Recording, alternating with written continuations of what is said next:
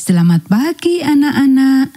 Kita akan belajar firman Tuhan melalui buku renungan pagi anak, Identitas. Hari ini tanggal 15 April, judul renungan kita, O.R.L. Crosser, pandangan kedua.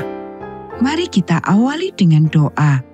Bapa di surga, kami akan belajar firman Tuhan. Tolong kami supaya kami dapat memahami firman Tuhan. Dalam nama Tuhan Yesus kami berdoa. Amin.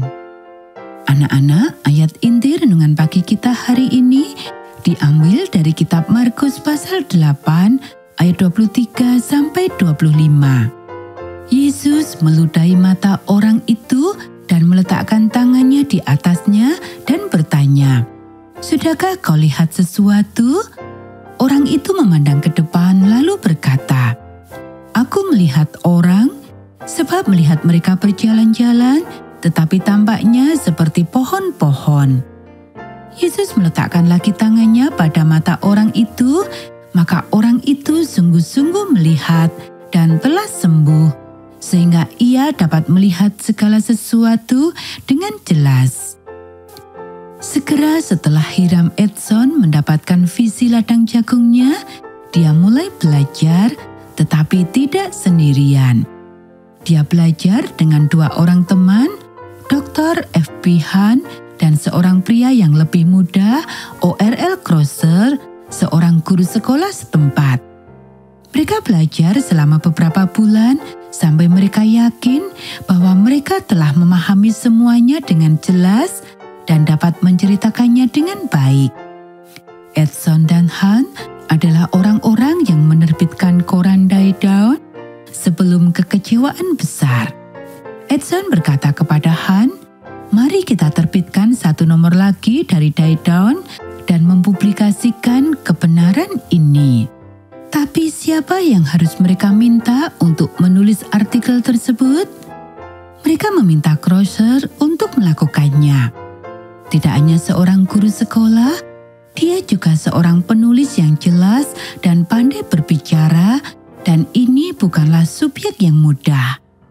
Crosser setuju dan menjelaskan subjek dari penelitian panjang mereka, yaitu bahwa tanggal pada tahun 1844 adalah benar.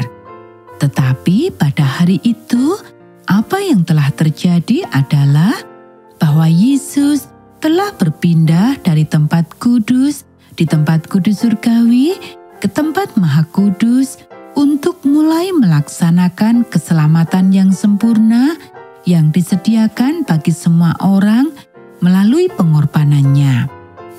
Salah satu poin menarik dari Crosser adalah bahwa pendamaian harus dilakukan oleh seorang imam, khususnya seorang imam besar.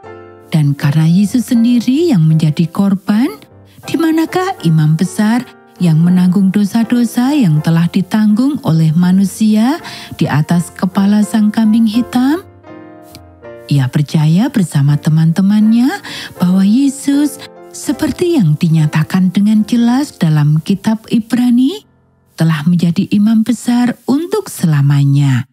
Dan sekarang berada di dalam bait suci surgawi untuk melayani di hadapan Allah bagi mereka yang telah menerima pengorbanannya yang sempurna bagi mereka.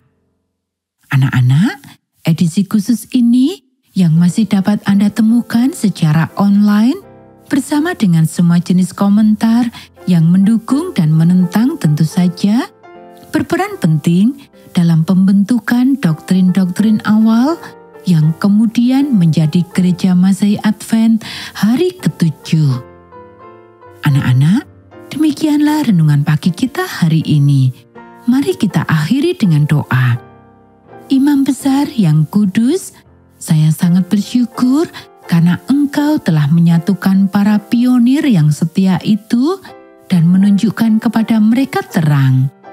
Saya bersyukur atas pengetahuan bahwa Engkau ada di pihak kami dan melayani darah-Mu yang tercurah kepada semua yang bersedia. Itu membuat saya merasa aman dan dikasihi. Kiranya Engkau menggunakan karunia yang telah Engkau berikan kepada saya, seperti Engkau menggunakan karunia para petani dan guru-guru di masa lalu,